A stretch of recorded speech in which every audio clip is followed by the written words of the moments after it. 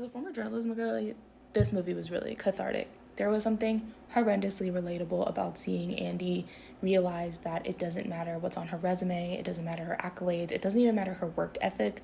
There is no stability in her career. The CEO's whims could lead to your entire team getting laid off, and then that same CEO will turn around and brag about making millions of dollars. In fact, I think this movie did such a good job about looking at the instability that exists in modern America and in our workforce that it made the ending of the movie feel a little meh to me. Spoiler alert, Runway is at risk of being bought by a billionaire who's definitely meant to evoke images of people like Mark Zuckerberg or Jeff Bezos. This is a billionaire who wants to revamp Runway and make it more tech driven, make it more AI, and push out all of the people. Sasha, this billionaire's ex-wife, who was supposed to be a Mackenzie Scott-coded figure, a woman who became a billionaire through divorce and is now spending her life giving away money and making all these philanthropic endeavors, she winds up buying Runway.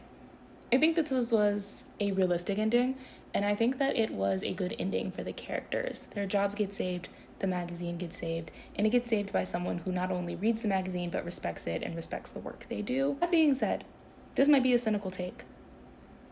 Something about the way that ending was set up made me feel like the movie was unintentionally arguing, we just need the right billionaire to save us.